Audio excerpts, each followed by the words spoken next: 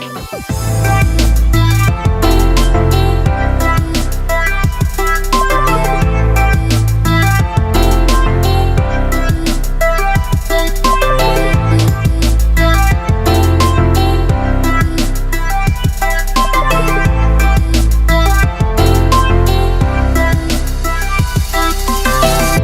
Students, welcome back to your own physics class.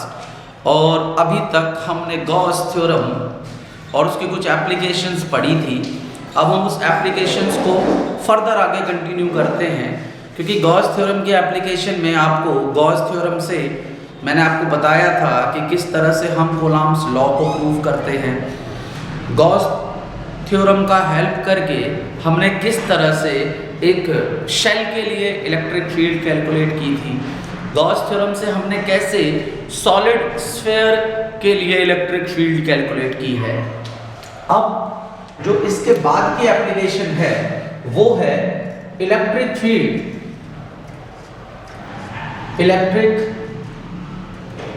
Field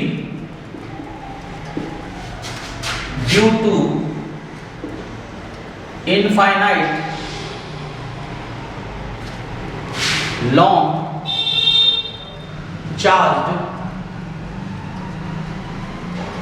wire, यानी एक one dimensional body है।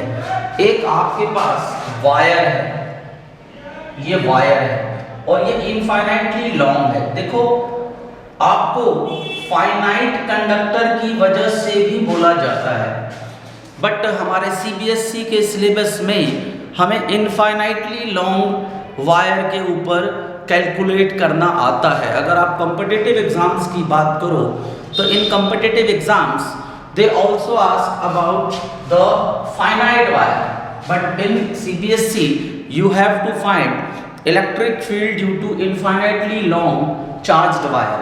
तो suppose this is a wire which is infinitely long, मतलब यहाँ पर आप माइनस इन्फिनिटी से प्लस इन्फिनिटी तक जा रहे हो और इसके ऊपर चार्ज है, मतलब इस वायर के ऊपर चार्ज है। तो इस वायर पे हमने चार्ज दे दिया है, द वायर इज चार्ज्ड। तो चार्ज ऑन वायर, मान लो चार्ज ऑन वायर, अगर मैं Q पुट करता हूं एंड लेंथ एक तरीके से मान लेता हूं, वैसे तो इनफाइनाइट है। अगर मैं लेंथ L के लिए कैलकुलेट करूं, L भी बहुत ज़्यादा लार्ज है, मान लो बहुत ज़्यादा लार्ज है, तो आप लिख सकते हो lambda equal to Q upon L। इसको लीनियर चार्ज डेंसिटी कहते हैं। ये आपको एक्सप्लेन किया हुआ है हमने अपने पहले के लेक्चर्स में। तो ये हमारे पास एक चार्ज्ड वायर है और अब हमें गॉस थ्योरम लगा के इस वायर की वजह से इलेक्ट्रिक फील्ड कैलकुलेट करनी है कहीं पर भी। अब आप देखो, मान लो मैं यहां पर इलेक्ट्रिक फील्ड कैलकुलेट करना चाहता हूं इस पॉइंट पर। गॉस थ्योरम क्या कहता है कि अगर आपको इलेक्ट्रिक फील्ड कैलकुलेट करनी है तो you can apply the Gauss theorem, but the surface should be closed. Close surface चाहिए आपको। तो आप देखो, you have a line charge. Suppose ये लाइन है आपके पास एक और इसके ऊपर चार्ज है। इसके इस पॉइंट पर निकालना है आपको, या इस पॉइंट पर निकालना है, या इस पॉइंट पर निकालना है, या यहां निकालना है। तो इसकी सिमेट्री कैसे बनेगी? The symmetry of line will be cylindrical, यानी इस लाइन चार्ज की सिमेट्री सिलिंड्रिकल बनेगी। जो क्लोज सरफेस बनेगा वो सिलिंड्रिकल बनेगा। तो हम यहां पर इस पॉइंट पर हमें निकालना है। सपोज करो हमें निकालना है इस पॉइंट पर, तो हमने क्या किया, यहां पर इसको हमने R पुट कर दिया जिस डिस्टेंस पे आपको निकालना है, और आप यहां पर एक गॉसियन सरफेस प्लॉट कर दो, क्योंकि गॉस थ्योरम कहता है कि you need a close surface. तो यहां पर हमने एक क्लोज सरफेस प्लॉट किया है, क्योंकि गॉसियन सरफेस जब तक नहीं होगा you can't apply the Gauss theorem. अब आप देखो, क्लोज सरफेस बनाने में we have 3 different type of surfaces. दूसरा सरफेस ये है और तीसरा सरफेस ये है। दो सर्कुलर एंड्स हैं और एक कर्व्ड पोर्शन है जिसको मिलकर के ये लाइन पूरी तरह से क्लोज हुआ है। क्लोज सरफेस, ये लाइन जो है पूरी तरह से क्लोज हुआ है इस सरफेस और इस कर्व्ड सरफेस की मदद से।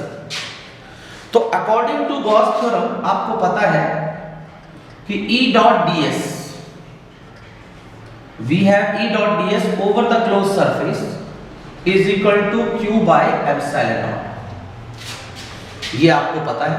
और यहां से अगर आप चाहो तो इस Q की जगह लैम्डा इंटू L भी लिख सकते हो। चाहो तो Q की जगह मैं यहां पर मैं कैपिटल Q लिख रहा हूं और अगर मैं चाहूं तो lambda L bye epsilon not भी लिख देता हूं।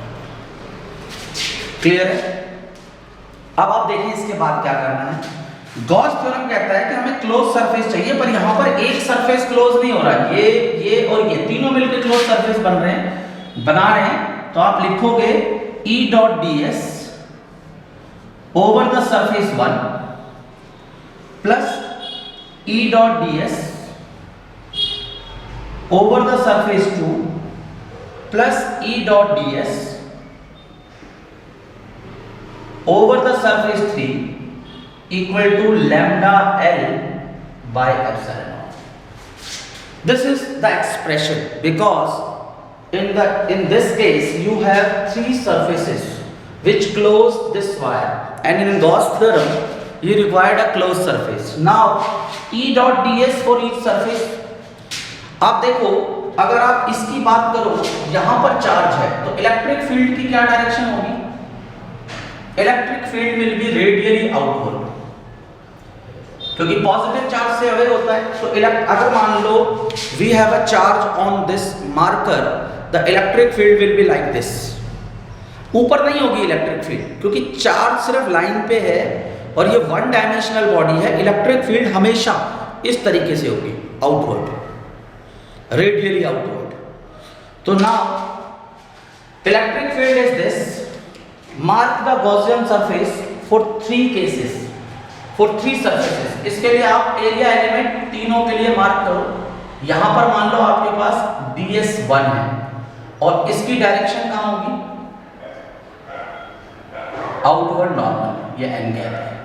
यहां पर भी एक आप ds2 ले लो सरफेस 2 के लिए, क्योंकि आपको एरिया एलिमेंट चाहिए, यू रिक्वायर्ड द ds।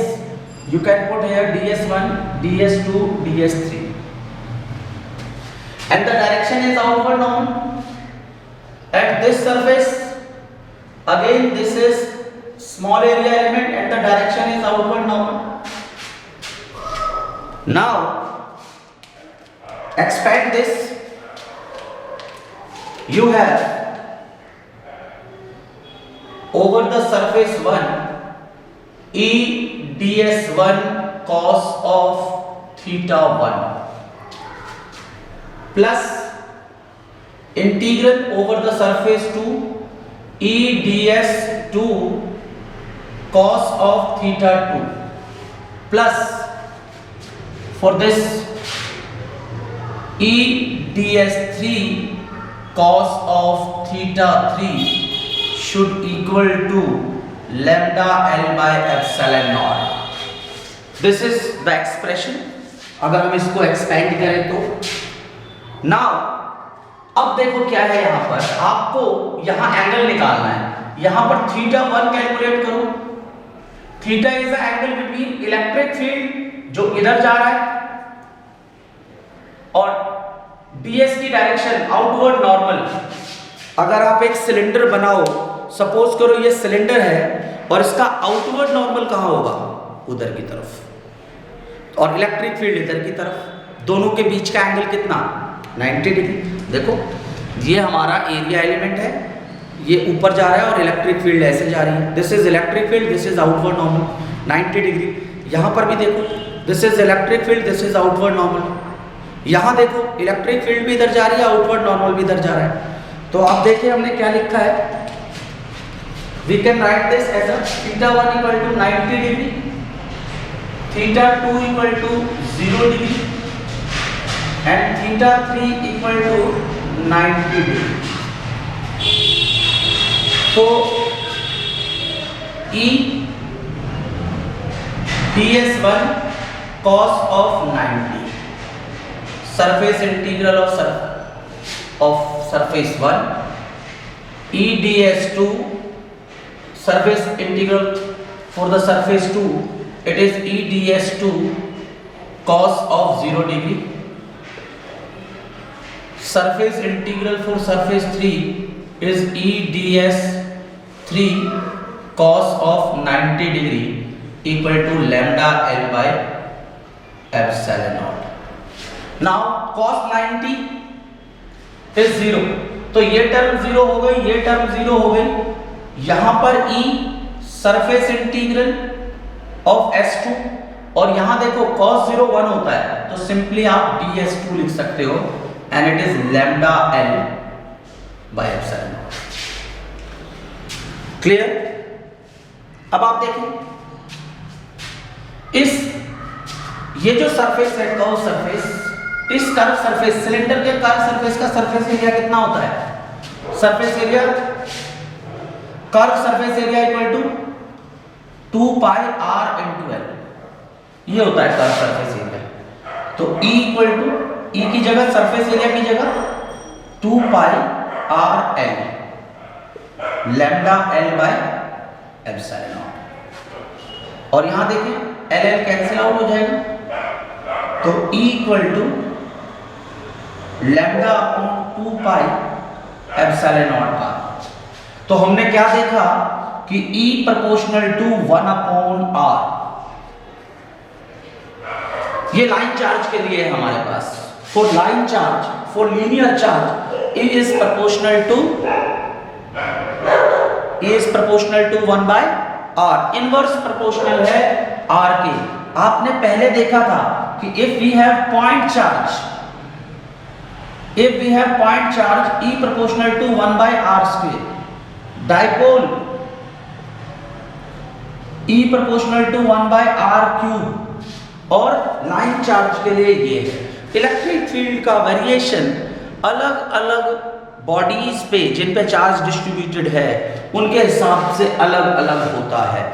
अगर आपको बोले कि plot the variation between E and R, plot the variation between electric field and R, तो आप ऐसी वेरिएशन प्लॉट करोगे, क्योंकि जैसे जैसे आप सेपरेशन इंक्रीज करोगे इलेक्ट्रिक फील्ड डिक्रीज होना स्टार्ट कर देगी। यानी electric field depends on the distance, it depends on the distance from the line charge. और ये फॉर्मूला मिडिल रीजन में, अगर आप इनफाइनाइट की जगह, फॉर फाइनाइट की बात करो, for finite formula true near the centre, यानी इसके आसपास बीचों बीच ये फॉर्मूला ट्रू होता है अगर ये वायर की लेंथ फाइनाइट हो तो। Otherwise this formula is true for infinite length. It is very important derivation, कई बार सीबीएसई के एग्जाम्स में आती है, तो आपको ये डेरिवेशन नोट डाउन करो, इसकी प्रैक्टिस करें, स्क्रीन को पॉज करें और इसको नोट डाउन करें। बच्चों, अभी हमने इलेक्ट्रिक फील्ड कैलकुलेट की थी एक लॉन्ग चार्ज वायर की, ये लॉन्ग वायर था, और इसकी अभी हमने इलेक्ट्रिक फील्ड कैलकुलेट की थी, और वो इलेक्ट्रिक फील्ड का जो एक्सप्रेशन आया था वो एक्सप्रेशन कुछ ऐसा था, E equal to lambda divided by 2 pi epsilon naught r। और मैंने आपको बताया था कि वेरिएशन ऐसी है,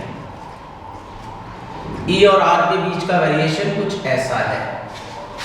ये हमने अभी डिस्कस किया था, और हमने इस पॉइंट पर माना था, ये पॉइंट था, मान लो दिस पॉइंट इज P। याद रखना, अगर ये इनफाइनाइट है तो ये पॉइंट चाहे यहां हो, चाहे यहां हो, चाहे यहां हो, चाहे यहां हो, चाहे कहीं भी हो, P पॉइंट।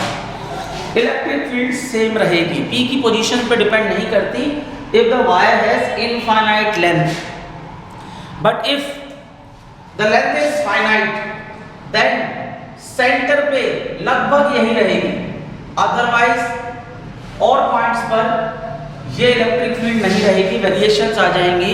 और जैसा कि मैंने आपको पहले कहा था कि हमारे सिलेबस में सिर्फ इनफाइनाइट वायर का है। Now move to the another derivation which is also important and mostly asked in CBSE exams, and वो डेरिवेशन क्या है? वो कहता है, वो डेरिवेशन है हमारे पास electric field due to infinite plane thin charge sheet, electric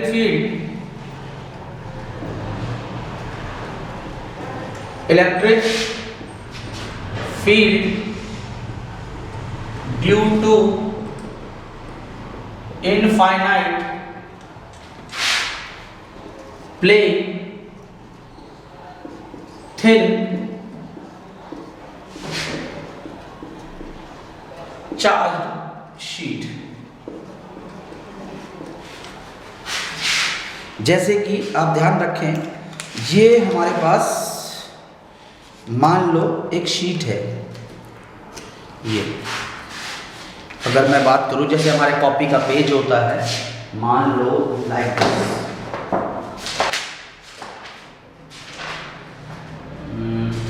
आपको बताएं,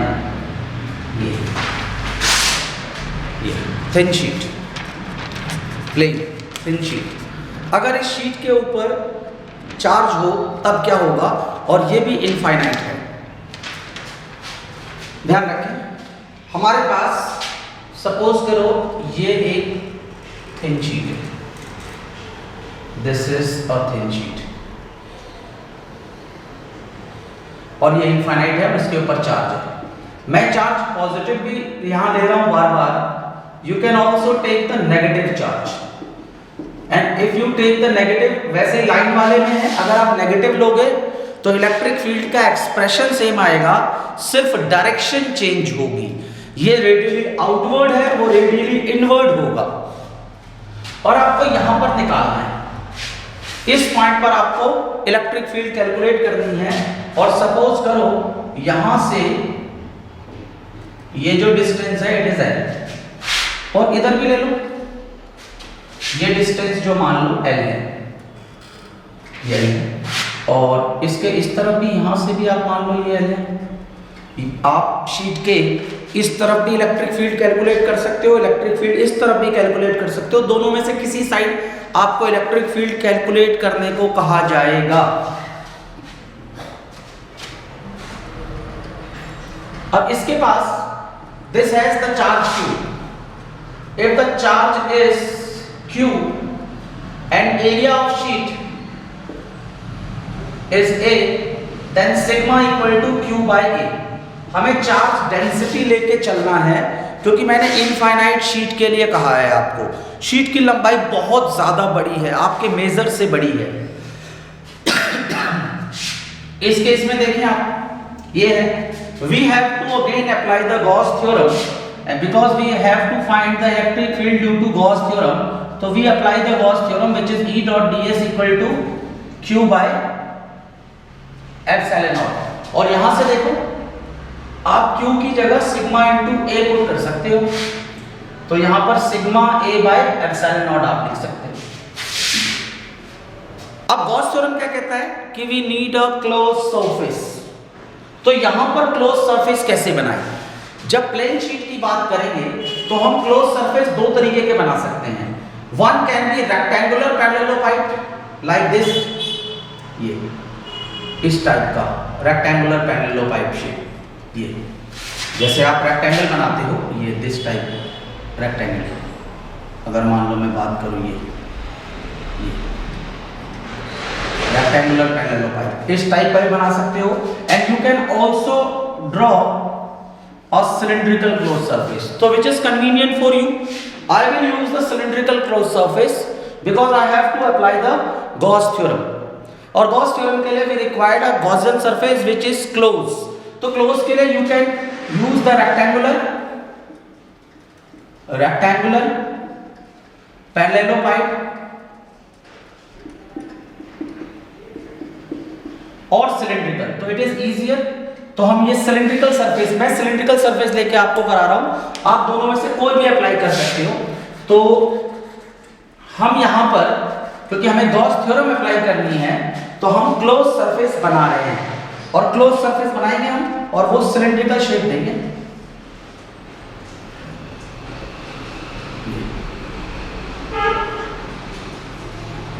इसके थ्रू पास हो रहा है, इसलिए मैंने यहां डॉटेड बनाया है, और ये close surface, cylindrical close surface. अब देखो, क्योंकि हमारे पास ये क्लोज सरफेस है और सिंगल सरफेस तो है नहीं, यहां पर भी we have surface 1, surface 2, surface 3, क्योंकि 3 सरफेसेस मिल करके इस पॉइंट को क्लोज कर रहे हैं, इसकी सिमेट्री को क्लोज कर रहे हैं, जो पॉइंट यहां पर आपको निकालना है। क्योंकि आप किसी भी पॉइंट पर निकालोगे तो वो जो सरफेस है वो क्लोज होना चाहिए एज पर गॉस थ्योरम, और इसको क्लोज करने के लिए हमारे पास 3 अलग अलग सरफेस हैं, 2 सर्कुलर और एक ये कर्व्ड सरफेस पोर्शन। तो you apply the Gauss theorem N extended form, तो क्या मिलेगा आपको? This is E ds1 for the surface 1, for this surface, this is surface 1, this is surface 2, and this is surface 3. For surface 2 we have E ds2 over the surface 2. For surface 3 we can write as E ds3 over the surface 3 equal to sigma A by epsilon naught. This is the expression. If you extend this, because you have to integrate this closed surface, and it is made up of 3 surfaces, 1, 2 and 3, 2 circular and 1 is curved. Now here we have the dot product, और dot product में हमें क्या चाहिए होता है? क्योंकि area vector भी चाहिए, इलेक्ट्रिक फील्ड भी चाहिए, तो हमारे पास अगर मैं देखूं ये प्लेन शीट है, तो इसकी इलेक्ट्रिक फील्ड इस तरफ से होगी रेडियली आउटवर्ड, और इसकी इधर भी होगी रेडियली आउटवर्ड, दोनों तरफ। अगर मैं इस पे चार्ज दे दूं, बहुत थिन है, तो इलेक्ट्रिक फील्ड इधर भी होगी और इधर भी होगी, इधर भी चार्ज होगा, और थिन शीट है तो चार्ज इधर भी आ जाएगा, तो इसके भी इस तरफ इलेक्ट्रिक फील्ड जाएगी और यहां से इस तरफ रेडियली आउटवर्ड। तो this is the direction of electric field. Now you mark the direction of area vector. For this, we cut a small area element ds1, and the direction is outward normal. Here, we also cut the small area, it is ds2, and the direction is outward normal. For this surface, we also cut the small area element ds3, and direction is outward normal.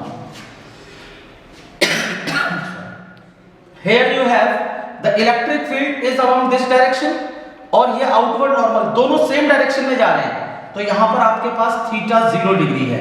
यहां पर देखो electric field कुछ ऐसे जा रहा है, sheet के इधर भी और इधर भी, और ये आउटवर्ड नॉर्मल इधर आ रहा है सिलेंडर के ऊपर परपेंडिकुलर है, तो यहां पर आपके पास थीटा इक्वल टू 90 डिग्री, क्योंकि आपको E और ds के बीच का एंगल चाहिए, और ds की डायरेक्शन आउटवर्ड नॉर्मल लेते हैं हम लोग, और यहां पर भी आपके पास theta equal to 0 degree.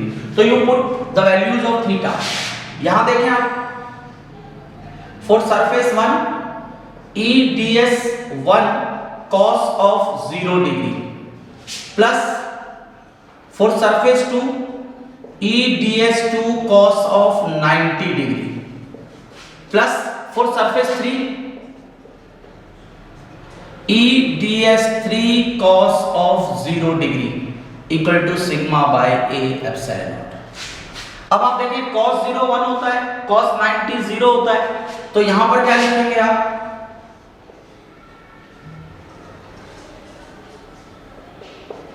E ds1 E ds2, क्योंकि cos 0 1, cos 90 0, फिर ये 1, तो you have this, sorry rub this, E ds 1 over the surface 1, E ds 2 over the surface 2 equal to sigma a by epsilon naught।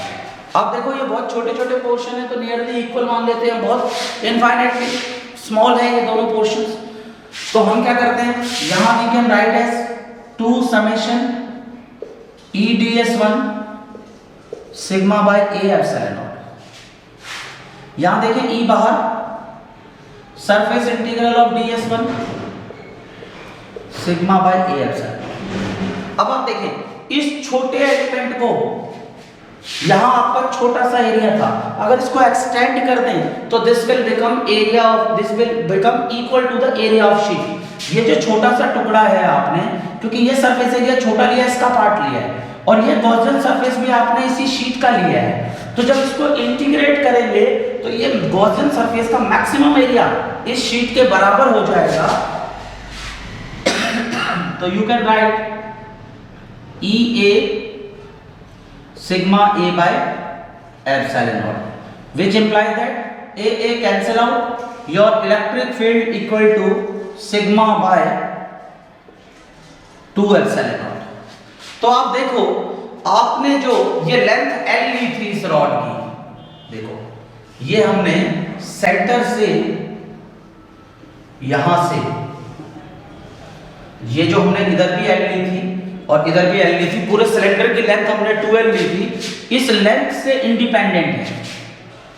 अगर sheet infinite है तो electric field, अगर sheet infinite है तो इस तरफ और इस तरफ electric field is independent from the distance, मतलब यहां पर भी इतनी इलेक्ट्रिक फील्ड होगी, यहां भी, यहां भी, यहां भी, डिस्टेंस पे डिपेंड नहीं करता।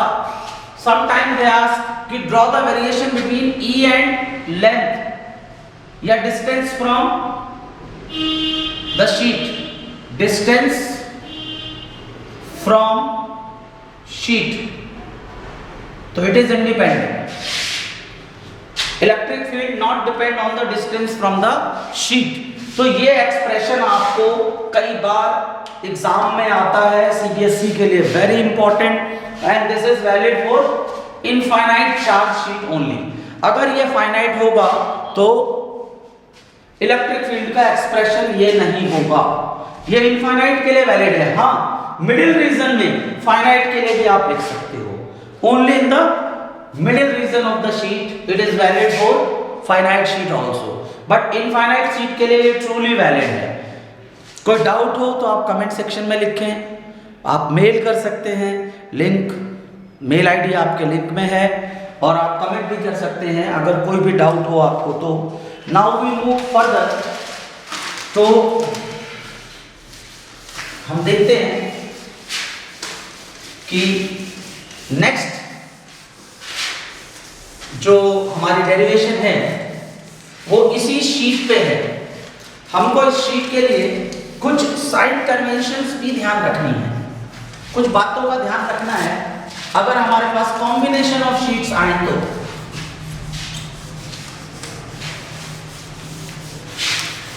क्या ध्यान रखना है, देखते हैं हम। अगर हमारे पास एक जगह पर एक शीट ना हो के एक से ज्यादा शीट्स हो, मल्टीपल शीट्स हो, देन हम क्या करेंगे? For multiple sheets what we will do? First of all we have to remember some sign convention. Suppose करो आपके पास एक शीट है कुछ ऐसे, this is a charge sheet. तो आप ध्यान रखें ये शीट है, शीट के इधर है, इसको आप कह सकते हो लेफ्ट और इसको आप कहोगे राइट। तो लेफ्ट में इलेक्ट्रिक फील्ड को हम नेगेटिव मानेंगे और राइट में हम इलेक्ट्रिक फील्ड को पॉजिटिव मानेंगे। अगर कोई शीट हमारे पास ऐसी है, अगर हमारे पास कोई शीट है, मान लो ये शीट है मेरे पास, ये शीट है, तो इस शीट के मैं जैसे आपकी तरफ से देखूं तो आपके लेफ्ट में जो होगा, आपका लेफ्ट यानी ये साइड आपका लेफ्ट, मेरा ये राइट है, आपका लेफ्ट। तो लेफ्ट में ये दिस विल नेगेटिव और राइट में इलेक्ट्रिक फील्ड पॉजिटिव। अगर ये शीट हमारे पास कुछ ऐसी हो, ऐसे, तो शीट के above you will take electric field as a positive and below you will take electric field as a negative। यहां पर इलेक्ट्रिक फील्ड पॉजिटिव लेंगे, यहां इलेक्ट्रिक फील्ड नेगेटिव लेंगे, अबव भी इलेक्ट्रिक फील्ड पॉजिटिव लेंगे। ये ध्यान रखें। तो शीट के अबव और राइट में हम इलेक्ट्रिक फील्ड को पॉजिटिव लेते हैं, लेफ्ट में और बिलो हम नेगेटिव कंसीडर करके चलते हैं। नाउ हम आगे मूव करते हैं। अगर हमारे पास कॉम्बिनेशन ऑफ शीट्स हो तो, if we have the combination of sheets, sometime हमारे पास जब हम आगे कैपेसिटर पढ़ेंगे तो capacitor is a arrangement of two charged plates या शीट्स, आप ऐसा कह सकते हो। तो उस केस में हम इलेक्ट्रिक फील्ड हमें सेंटर में चाहिए होगा। We have to find the electric field at different portions due to the combination of plane charge sheet. तो सपोज करो हमें निकालना क्या है, यहां पर electric field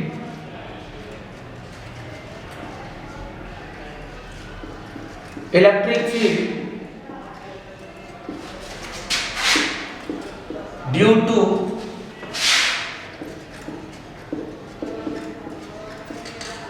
combination of charged thin sheets।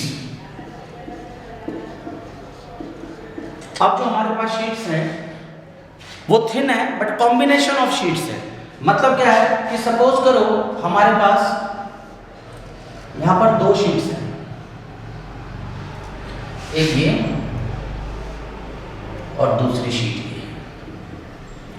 This is sheet 1, this is sheet 2। अगर मैं इसकी चार्ज डेंसिटी सिग्मा 1 मानूं, इसकी सिग्मा 2 मानता हूं। We have 3 regions. This is region 1, region 2 और ये reason 3।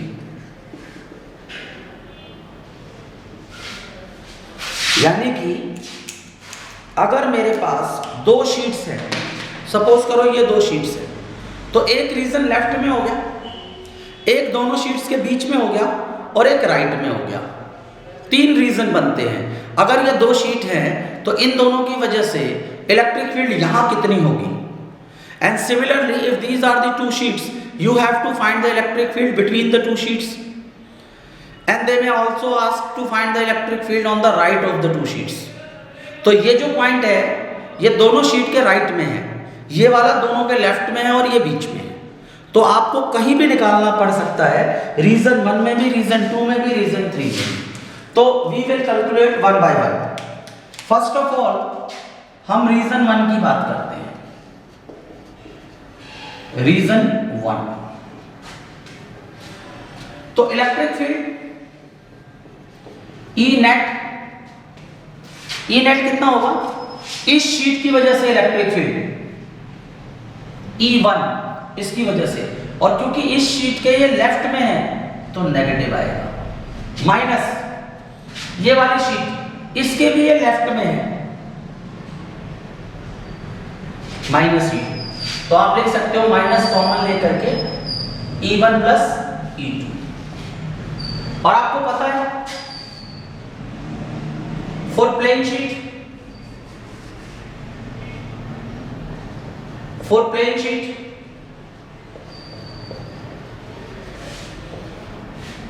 Sigma by 2 epsilon naught equal to ये इलेक्ट्रिक फील्ड होती है प्लेन शीट के लिए। वहां पुट करो your E net will be minus sigma 1 by 2 epsilon naught. ये शीट है, इसकी इलेक्ट्रिक फील्ड है, इसकी चार्ज डेंसिटी सिग्मा 1 है, सिग्मा 1 बाय 2 एप्सिलॉन नॉट, और इसकी वजह से sigma 2 by 2 epsilon naught, sigma 2 by 2 epsilon naught. ये इलेक्ट्रिक फील्ड आ गई इस रीजन में। अब इसमें देखो स्पेशल केसेस, स्पेशल केसेस, यहां देखें आप, अगर sigma 1 equal to minus sigma 2 या सिग्मा 1 इक्वल टू सिग्मा 2, दो बातें हो सकती हैं, यानी कि दोनों की चार्ज डेंसिटी ये पॉजिटिव हो तो ये नेगेटिव हो, या ये नेगेटिव हो तो ये पॉजिटिव हो, सिंपल लॉजिक है, या दोनों की चार्ज डेंसिटी बराबर हो। तो देखिए इस केस में ई नेट माइनस इसकी जगह सिग्मा 1 पुट किया आपने 2 एप्सिलॉन नॉट, यहां पर माइनस सिग्मा 2 की जगह माइनस सिग्मा 1, तो your E net will B 0। अगर चार्ज डेंसिटीज ऑपोजिट हो तो इस तरफ इलेक्ट्रिक फील्ड लेफ्ट में 0 होगी। अगर चार्ज डेंसिटीज इक्वल हो तब देखें आप, E net equal to minus sigma 1 equal to sigma 2 equal to sigma by 2 epsilon naught plus sigma by 2 epsilon not.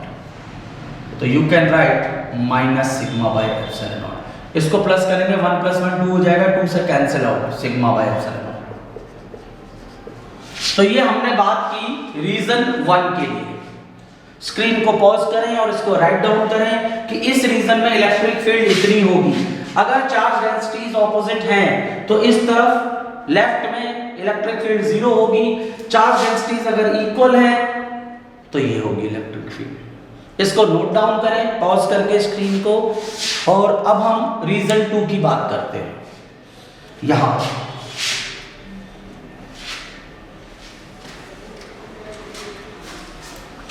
हम रीजन 2 की बात करते हैं।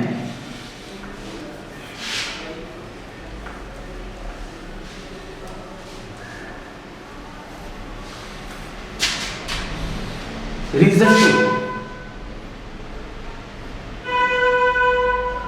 हम यहां की बात करते हैं दोनों शीट के बीच में। देखो अवर ई नेट, जो हमारा नेट इलेक्ट्रिक फील्ड होगा वो क्या होगा, इस शीट के राइट में है तो E1 तो पॉजिटिव होगा, और इस शीट के लेफ्ट में है माइनस E2। E1 की जगह हमने क्या पुट किया है, सिग्मा 1 2 एप्सिलॉन नॉट, क्योंकि इस शीट की चार्ज डेंसिटी सिग्मा 1 है, सिग्मा 1 बाय 2 एप्सिलॉन नॉट। इसकी चार्ज डेंसिटी कितनी है, सिग्मा 2, तो minus sigma 2 by 2 epsilon naught. तो जो आपका ई नेट है दोनों शीट्स के बीच में, it will be 1/2 epsilon not, common ले लो, सिग्मा 1 माइनस सिग्मा 2। देखिए इसमें स्पेशल केसेस, अगर मैं स्पेशल केसेस की बात करूं, if sigma 1 equal to minus sigma 2, तो देखें आप ई नेट क्या लिखेंगे आप, 1/2 epsilon naught, sigma 1 as it is, sigma 2 की जगह माइनस माइनस सिग्मा 1, तो 2 सिग्मा 1 बाय 2 एप्सिलॉन नॉट, तो सिग्मा 1/2 एप्सिलॉन नॉट, या माइनस सिग्मा 2/2 एप्सिलॉन नॉट, ऐसे भी लिख सकते हो। इफ यहां देखें, if sigma 1 equal to sigma 2 equal to sigma, in that case E net कितना होगा आपके पास, 1/2 एप्सिलॉन नॉट, इसकी जगह भी सिग्मा इसकी जगह भी सिग्मा, ई नेट कितना हो जाएगा 0। यानी कि अगर दोनों की चार्ज डेंसिटी इक्वल है तो बीच में इलेक्ट्रिक फील्ड 0 होगी, और अगर ऑपोजिट है तो sigma by epsilon naught, sorry sigma by epsilon naught बीच में, अगर दोनों की चार्ज डेंसिटीज ऑपोजिट हैं, एक पॉजिटिव है और एक नेगेटिव है। अगर दोनों की चार्ज डेंसिटीज इक्वल हैं तो सेंटर पार्ट में E net 0। Now move to region 3, move to region 3। Screen को पॉज करो, इसको राइट डाउन करो, कोई भी डाउट है तो कमेंट सेक्शन में लिखें, definitely you will get the answer. and this is important for numerical part.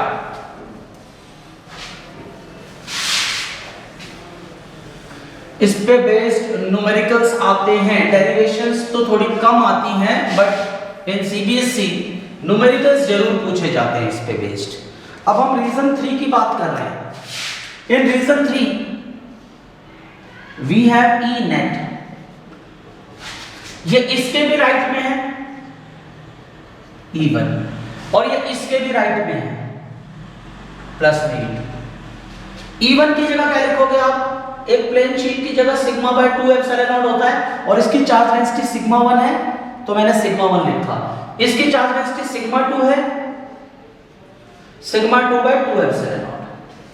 हम क्या कर रहे हैं, जब हमें ई नेट निकालना पड़ रहा है हम 1 बाय 2 एप्सिलॉन नॉट कॉमन ले रहे हैं, बच क्या रहा है सिग्मा 1 प्लस सिग्मा 2। देखो 1 बाय 2 एप्सिलॉन नॉट कॉमन तो वहां से सिग्मा 1 बचा, वहां से सिग्मा 2।